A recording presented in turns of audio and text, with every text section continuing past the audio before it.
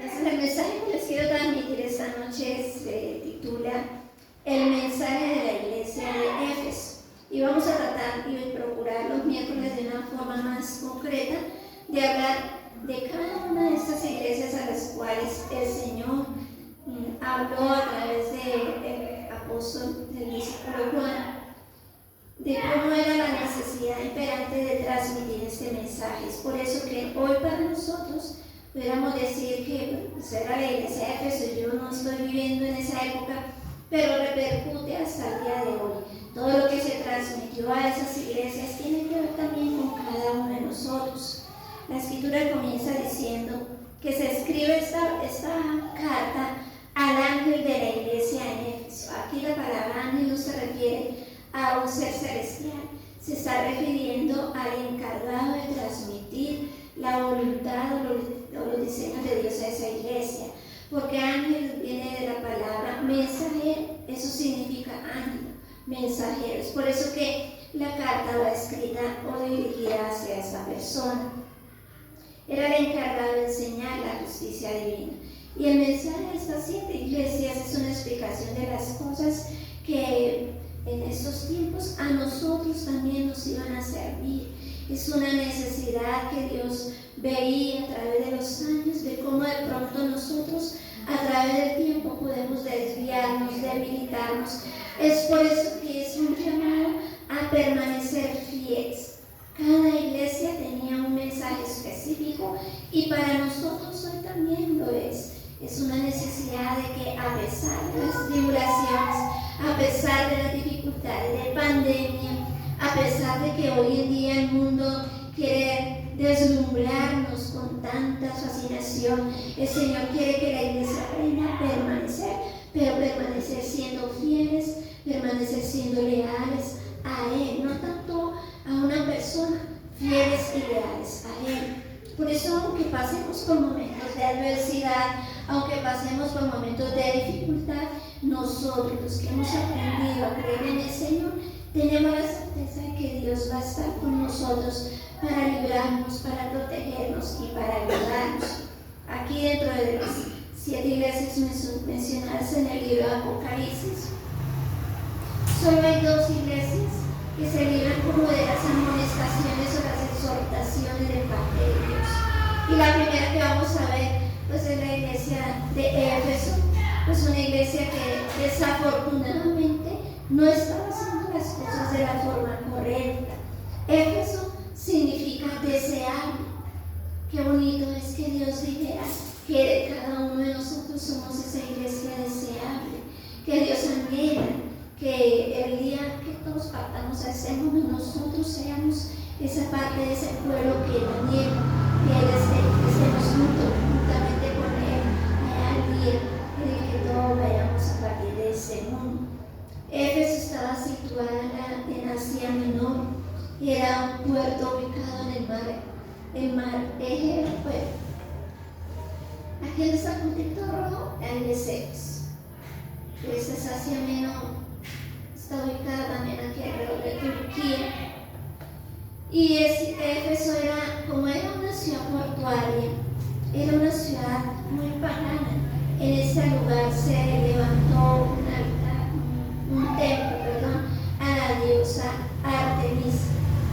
Artemisa, que era la diosa también llamada Venus por la diosa de la fertilidad. Era una región plagada de adoración, exaltación a esta diosa, como lo podemos ver en los diferentes países aquí en América. Si vemos en México hay una exaltación a la diosa, a la Virgen de Guadalupe. Aquí en Colombia también hay una exaltación a la Virgen de Chiquinquirá.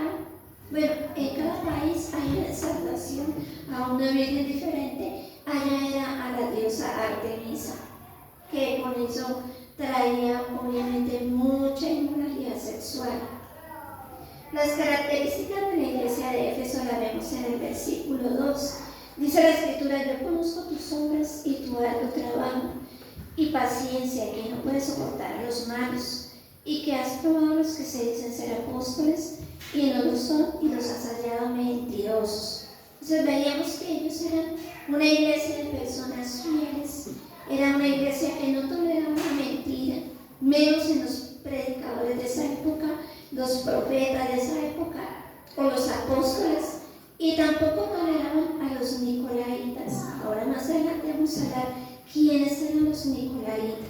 Pero aunque ellos eran fieles, parecía ser que había algo incorrecto en ellos.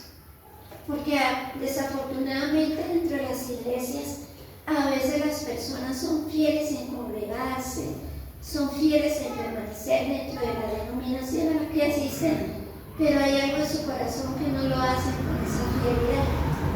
O como en una relación de pareja, las parejas son fieles, pero están más por compromiso, están más por costumbre que por amor. O en un trabajo, la persona es fiel a su trabajo, cumple sus horarios, trabaja de acuerdo a las metas, objetivos de la empresa, pero no son fieles, porque trabajan, van porque les toca, porque no hay más a dónde ir y no hay fidelidad. Y eso le pasó a la iglesia de Éfeso. Aunque ellos eran fieles, tenían un gran problema, iglesia. El gran problema es que ellos habían dejado su primer amor. Por eso cuando te decía en una relación de pareja, pasan años, aparentemente son fieles, pero lo hacen ya por una costumbre, más no por amor. Porque toca, pero no por amor. La iglesia se acostumbró a venir a las reuniones, pero muchas veces no se hace por amor, se hace por religiosidad, se hace porque ya se adquirió el hábito, o se hace ya por una costumbre, pero no por amor. A veces leemos la Biblia por un hábito, más no por amor, porque Dios me va a hablar a través de la escritura. O oramos porque toca, pero no lo hacemos por convicción, por amor de saber que hay un Dios que me está escuchando, que quiere oírme. Esto le pasó a la iglesia de Éfeso. Mira que en el libro de Deuteronomio capítulo 6, versículo 5 está el gran mandamiento. Dice la escritura: y amarás a Jehová tu Dios de todo tu corazón, de toda tu alma y con todas tus fuerzas. Era el compromiso de parte de Israel cuando fue sacado de esclavitud, que aprendiera a hacer y obedecer los preceptos del Señor. Y por eso algo muy importante era que ellos no se les olvidara quién fue el que los sacó de esclavitud y de condenación. Y el Señor les dice que no se les olvide, que solo a Él deberían de amar con todo el corazón, no solamente de palabras, de corazón, con toda el alma, con todas las fuerzas, que iba a requerir esfuerzos, sacrificios. Muchas veces demandará que a algunas personas de la familia no les guste, pero tú lo vas a hacer porque has entendido. O Señor, quería que el pueblo de Israel entendiera que Él era el que los había sacado con brazo fuerte de esclavitud, al igual que lo hizo contigo y conmigo. Pero su gran problema era que ellos habían dejado de amar al Señor, habían dejado de escucharlo, habían dejado de obedecerlo. En el libro de Deuteronomio, en el capítulo 10, versículos 12 y 13, dice la palabra: ahora pues, Israel, ¿qué pide Jehová tu Dios de ti? Sino que temas a Jehová tu Dios, que andes en todos sus caminos y que lo ames y sirvas a Jehová tu Dios con todo tu corazón y con toda tu alma, que guardes los mandamientos de Jehová y sus estatutos que yo te prescribo hoy, para que tengas prosperidad. Entonces, amar a Dios es eso, que tú le temas a Él, que tú puedas andar por todos sus caminos todos los días de tu vida, que tú puedas guardar todos los mandamientos de Dios, pero a la manera de Él, no a tu manera. Porque después de que ahora la excusa para todo es pandemia, pero desde antes de pandemia muchas personas se acostumbraron a un estilo de predicación y ya no se hallan sino con esa predicadora, o se acostumbraron a la virtualidad y ya no quieren salir de casa, ya no quieren ofrecer sacrificios al Señor que les cueste, sino lo más práctico, lo más cómodo, lo que a mi manera, como yo pienso, cuando Dios ha establecido otras cosas, otros parámetros. El problema de Éfeso fue que dejaron su primer amor, dejaron de obedecer al Señor, dejaron sus caminos, dejaron de temer a Dios. Tú puedes decir: pero pastor, yo no he dejado de amar a Dios, yo amo a Dios, o yo sigo andando en sus caminos, pero de pronto lo estás haciendo a tu manera, cuando tú puedes, a la hora que tú quieres. Y no es así, iglesia.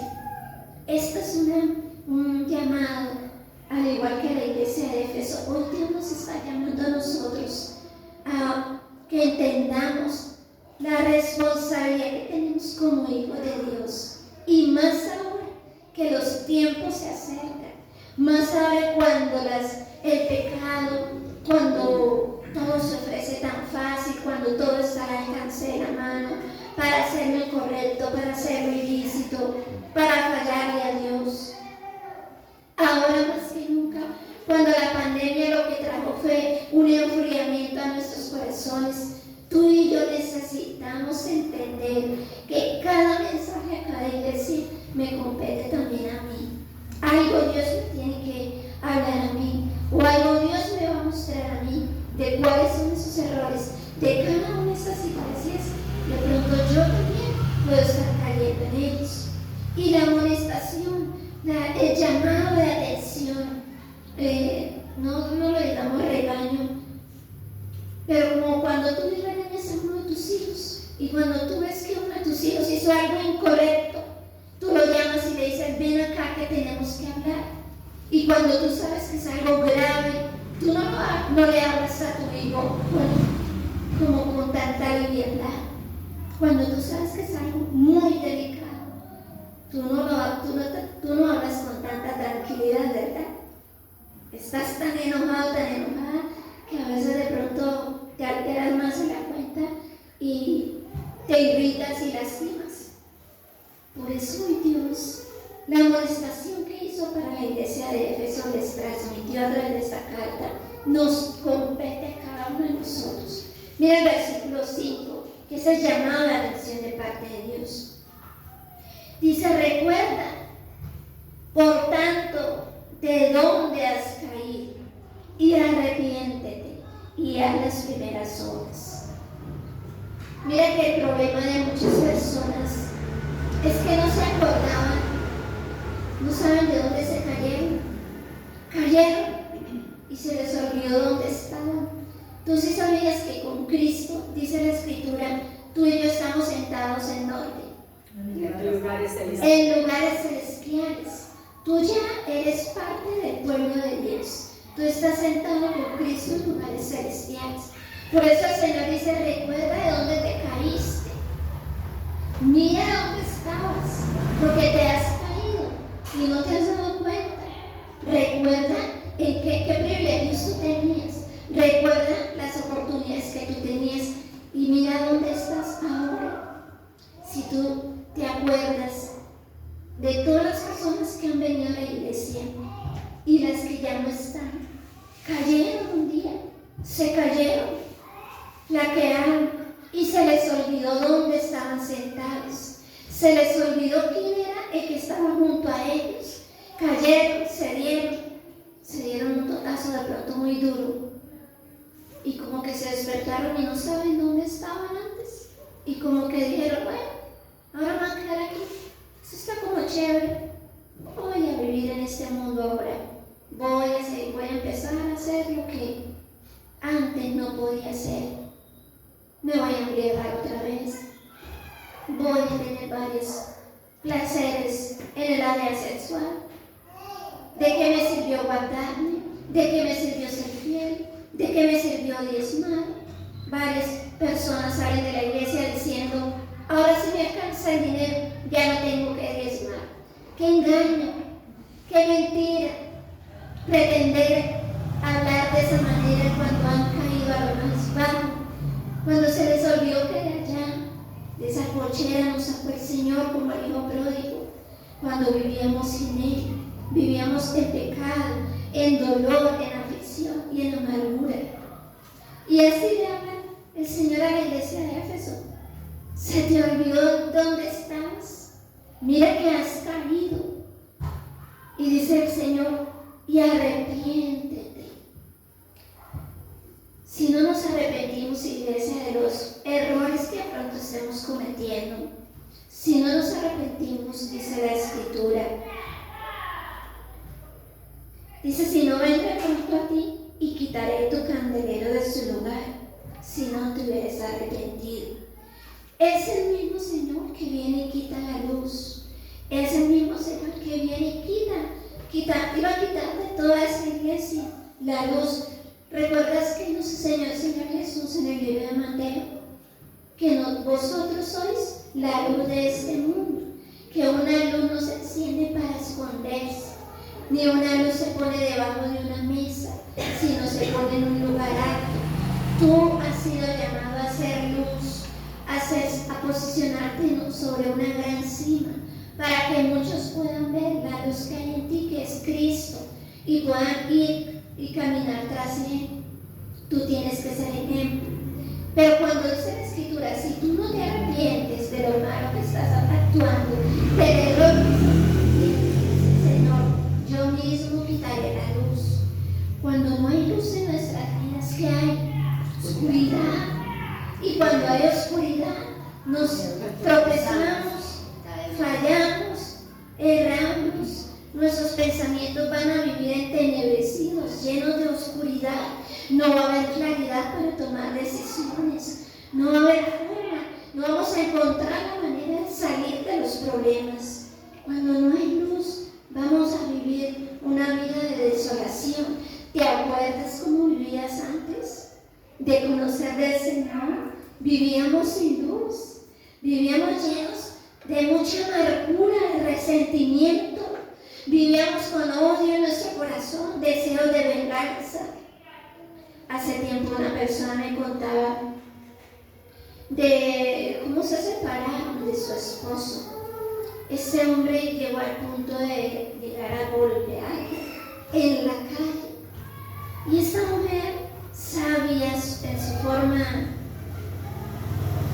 no con la sabiduría divina, con la sabiduría humana, lo volteó a mirar a la calle y le dijo: no se te olvide que quien te da de comer soy yo, y en cualquier momento te puedo envenenar. Ese hombre no le volvió a pegar, pero se separó de ella. Y así vivimos cuando no tenemos a Cristo. Actuamos como irracionales. Nos comportamos que si me la hacen, me la pagan. Que si hay la oportunidad, me aprovecho. Así es, así era nuestra vida, iglesia. Y cómo nosotros ahora pretendemos pensar que sin Cristo vamos a estar bien. Por eso arrepiéntete si tú sabes que hay algo indebido en tu forma de actuar, en tu forma de pensar, en tu forma de vivir. Si hay algo mal, hoy es día de un arrepentimiento genuino. Si nosotros no corregimos nuestro comportamiento, nuestra forma de vivir, nuestra vida va a ser inútil, porque vamos a vivir en medio de una oscuridad y vamos a vivir una vida sin propósito. No sé si tú te diste cuenta cuando fuiste a ese encuentro personal con el Señor, cuando le diste a Jesús la oportunidad que Él viniera y morara en tu vida, y le dijiste: Señor, que ya no sea mi manera de vivir sino la tuya, que yo lo que vivo ahora lo voy a traer suyo.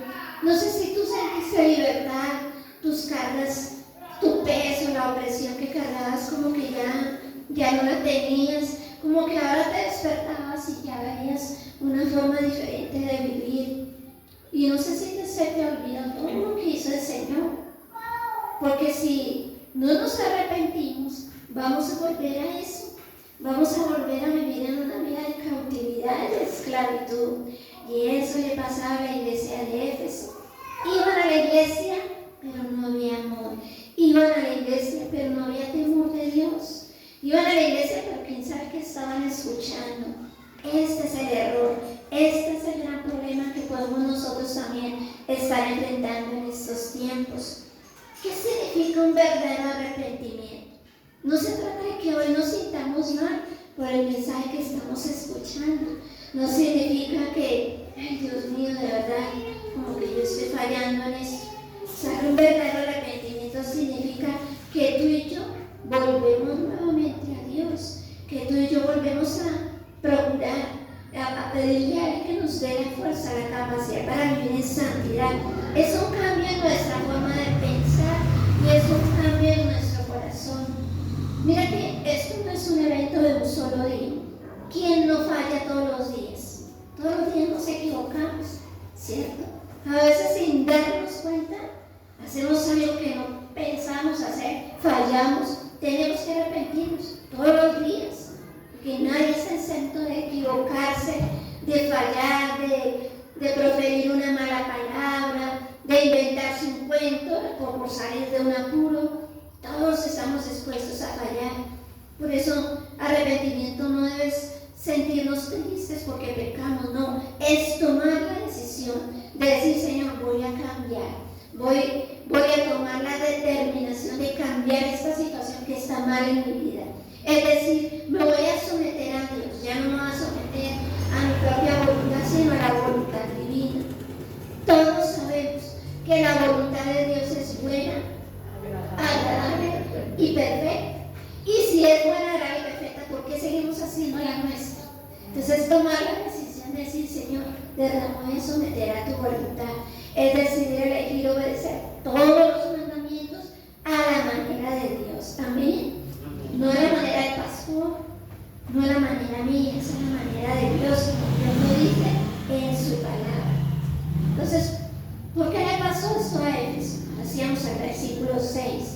Dice, pero tienes esto, que aborreces las obras de los nicolaitas, las cuales yo también aborrezco.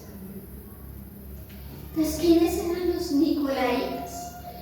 Los nicolaitas eran una secta que su nombre significa, nicolaita significa victoria, dominio sobre el pueblo.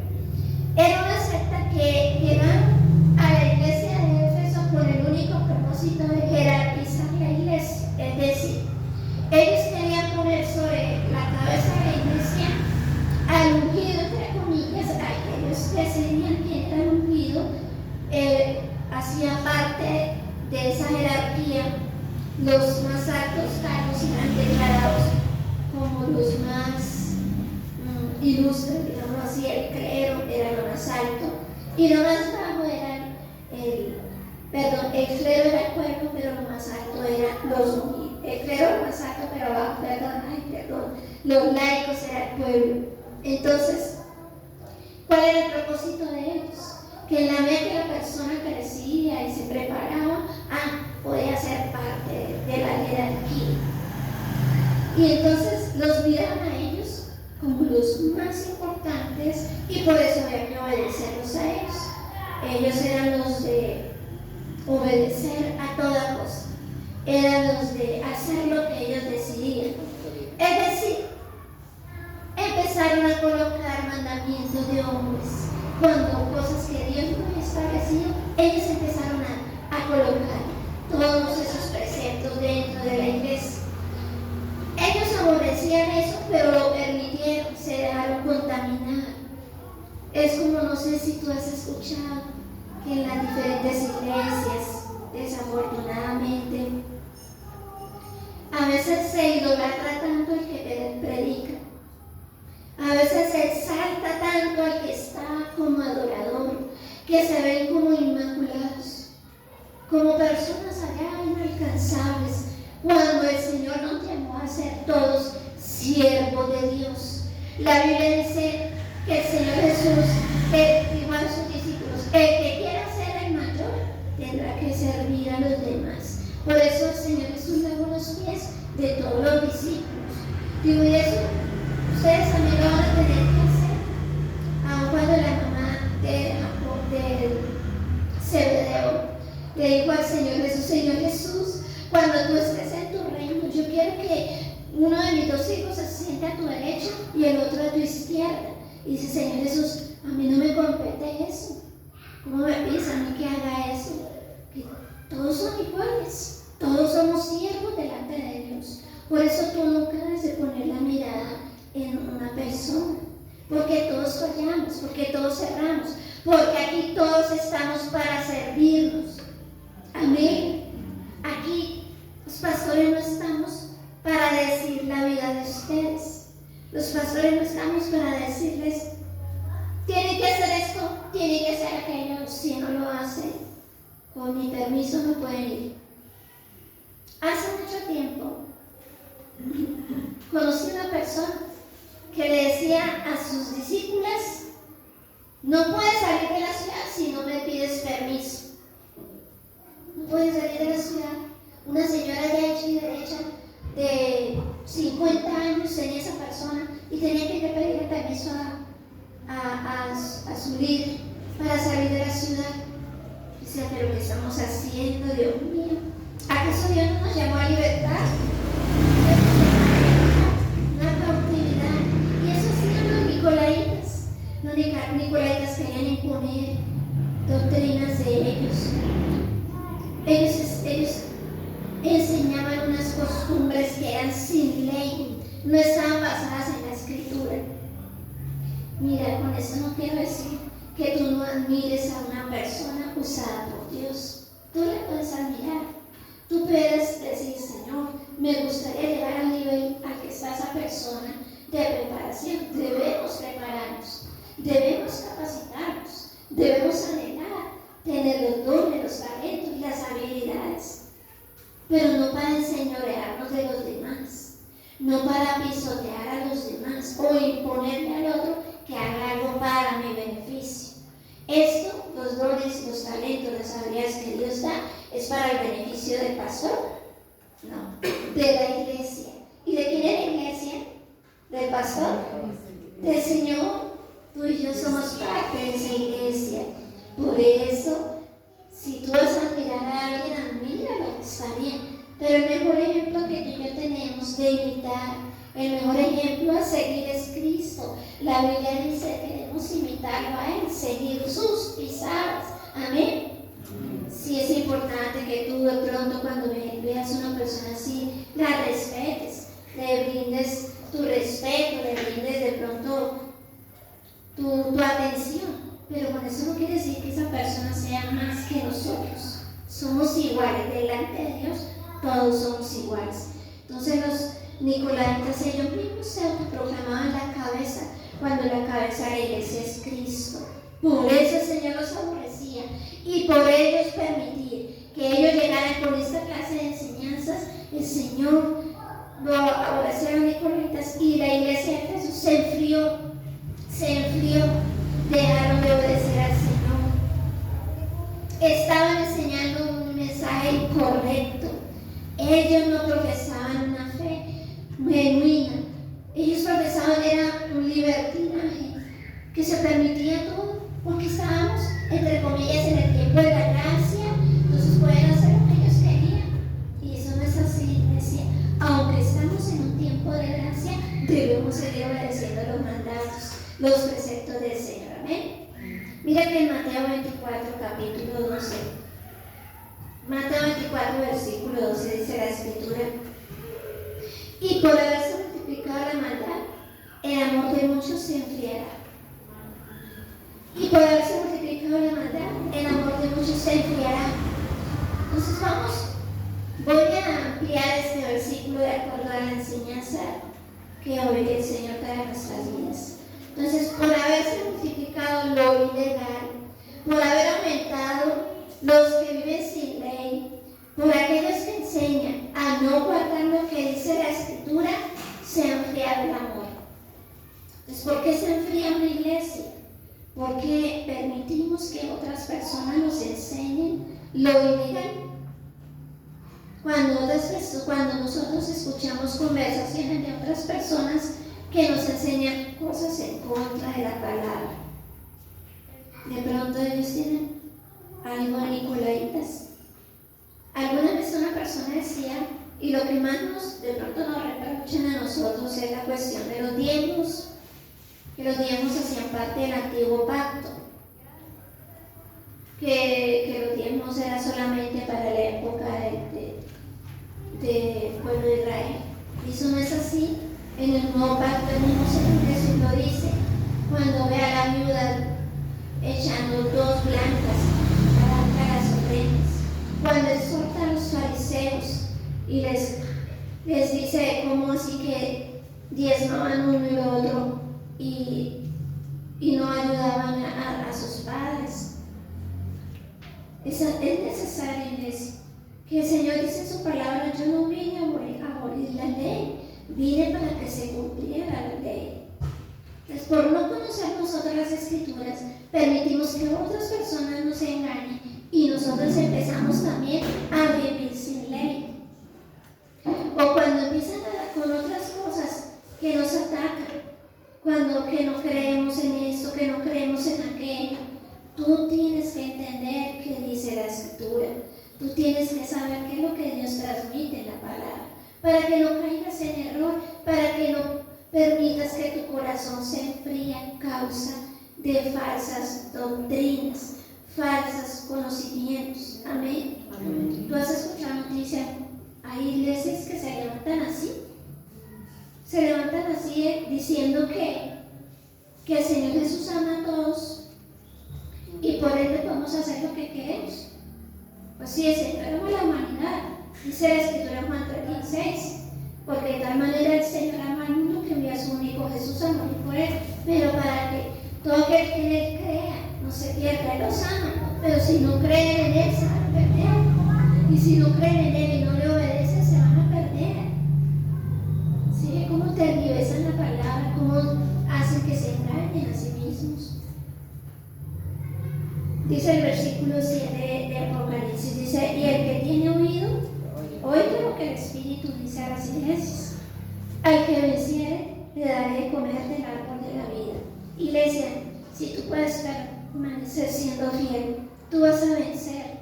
Y la promesa es que el Señor nos va a dar a comer del árbol de la vida. ¿Quién será el árbol de la vida? La palabra dice, yo soy el pan que descendió del cielo. El que no come ni bebe mi carne ni sangre no tiene parte conmigo, dice la Escritura. Dice el Señor Jesús de sí mismo. Somos partícipes para estar juntamente con Él. Si tú puedes, si tú vences, vas a ser parte de ese privilegio. Pero si tú sigues con esa actitud, ese comportamiento erróneo y no te arrepientes, pues no vas a poder vencer. Por eso la Escritura nos demanda que debemos ser oidores y hacedores de su perfecta voluntad. Debemos escuchar para obedecer, debemos escuchar para poner en práctica. Amén. Amén. De pronto tú dices ahí, pero yo de qué me tengo que arrepentir. Yo sé que el Espíritu Santo ya les ha ido mostrando qué cosas hay en sus vidas, qué cosas tenemos que arrepentirnos. Mira, yo muchas veces caí en el error de la religiosidad. Sinceramente, yo venía al devocional en las mañanas, no venía porque, ¿verdad?, hubiese ni el deseo, sino porque tocaba, porque yo sabía que venían las hermanas de la iglesia y había que abrir. Sí, precisamente esa era mi realidad. Y me tocó pedir perdón al Señor. Dice, Señor, pero yo estoy haciendo esto más por un compromiso por la gente que por amor a ti. Y tuve que pedirle perdón al Señor, tuve que llorar. Me cuestioné mucho. Cuando le dije, Señor, de verdad que a veces nos pasa como la relación de pareja.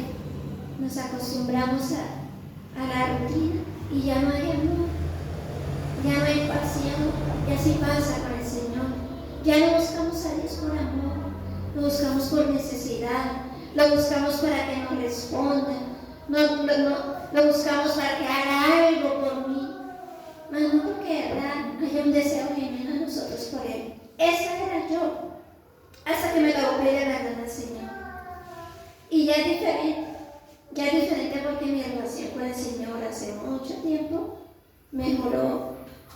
Y la experiencia, lo que yo puedo tener ahora con Él, la intimidad que yo tengo con el Señor es tan maravillosa que no se compara con nada en la iglesia, no se compara. Ahora tuvimos la oportunidad de salir. Bueno, fuimos a Bogotá, ese fin de semana estuvimos en Bucaramanga y sí, paseamos.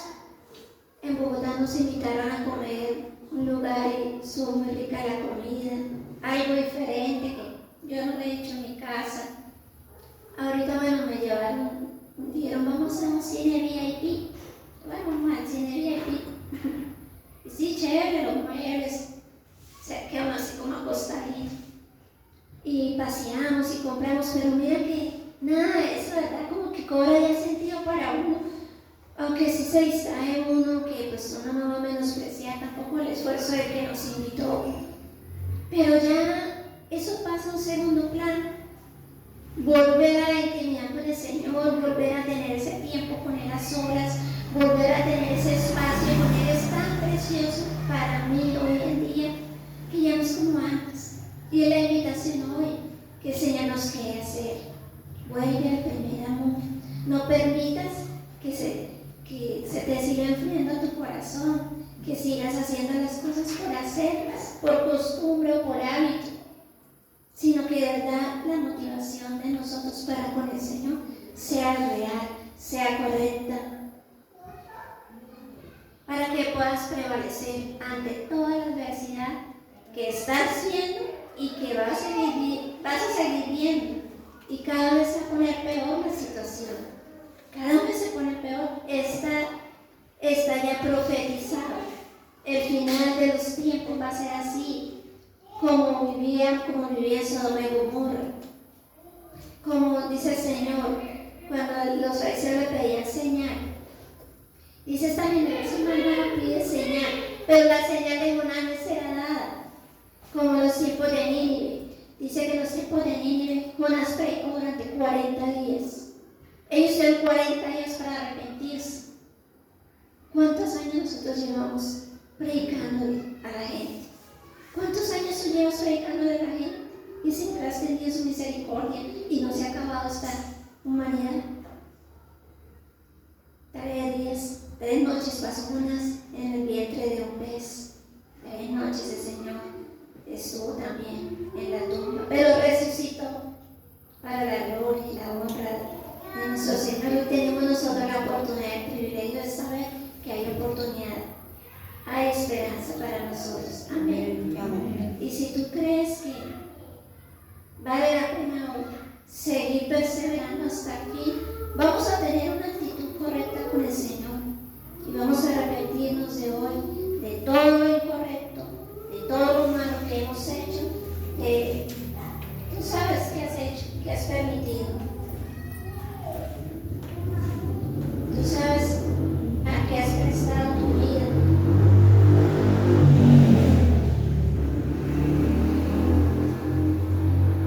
Qué cosas tú sabes incorrectas fuiste partícipe. Y hoy es la oportunidad para decirle al Señor: Señor, perdónanos. Perdónanos de corazón, porque de verdad sabíamos que estaba mal hecho y lo hicimos. Sabemos que estamos mal y seguimos, Señor, teniendo la misma actitud. Somos conscientes que debemos de perdonar, pero seguimos odiando. Somos conscientes que debemos ponernos a cuentas contigo, pero seguimos robando, Señor. Perdónanos. Perdónanos, porque de verdad no queremos ser como la iglesia de Éfeso, que se enfrió tanto su corazón que no se dio cuenta tan bajo que habían caído. Padre, hoy ten misericordia de nosotros. Permite que hoy tu Santo Espíritu nos hables, nos enseñes y nos ayudes, Señor, a darnos cuenta de dónde nos caímos, por qué permitimos lo incorrecto, por qué, Señor, cedemos a los deseos incorrectos de los demás, cuando tú nos llamaste a hacer luz, Señor, sin darnos cuenta, allá desde nuestra vida que están oscuras. Perdónanos, Señor, por no querer cambiar, por querer hacer tu voluntad a nuestra manera. Perdónanos, Señor, en esta noche. Enséñanos, Padre, te lo pedimos. Danos la fortaleza, danos la sabiduría para hacer lo correcto. Necesitamos hoy, Señor, perseverar. No queremos, Señor, flaquear. Queremos vencer. Queremos permanecer siendo fieles a ti. Queremos, Señor, guardar tus instrucciones, amarte con todo nuestro corazón, con toda nuestra alma y con todas nuestras fuerzas. No queremos hacerlo, Señor, porque toca, porque ya no tenemos más nada que hacer, sino porque en verdad te amamos, Señor. Queremos obedecerte, Señor, por todo lo que tú has hecho en nuestras vidas.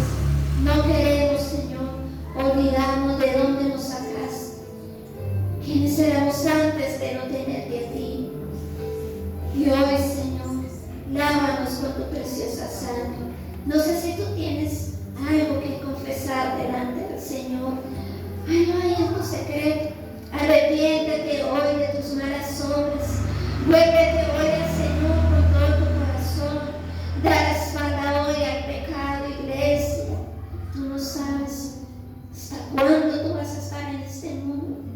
Tú no sabes cuándo el Señor va a venir por tu vida y te va a pedir cuentas. Señor, ten misericordia. Ten compasión de nosotros, Señor. Enséñanos, mi Dios.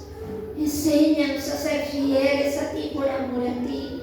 Enséñanos, Señor, a caminar de la mano tuya. Perdónanos, Padre, te lo pedimos en esta noche, por haber prestado nuestros oídos a doctrinas equivocadas, doctrinas de demonios. Perdónanos, Señor, por haber sido influenciados por palabras de error. Hoy, Señor, renunciamos a eso que aceptamos en nuestro corazón, que no estaba de acuerdo a tu palabra. Hoy sea borrada de nuestras vidas, Señor, esos pensamientos incorrectos. Queremos estar en la luz. Queremos, Señor, que no quites nuestro candelero. Queremos ser luz que brilla en medio de esa oscuridad. Queremos, Señor, ser testimonios vivos, ser de influencia para aquellas personas que aún no te conocen. Queremos, Señor, que nos ayudes. No será fácil, porque hay mucha angustia, hay mucha tensión, pero de la mano tuya lo vamos a lograr. De la mano tuya, Señor, vamos a vencer el mal, el pecado y la tentación. Vamos, Señor, a estar firmes, creyendo, Señor, que contigo lo vamos a lograr. Y mientras que tú sigues orando, quiero que a través de esta melodía tú puedas seguir meditando en lo que el Señor te habló en esta noche. Tú puedas ser ministrado a través de esta alabanza. Y si tú quieres pedir al Señor que te guíe, que te ayude, hazlo a través de esa melodía. Dile, Señor, ayúdame. Vuelve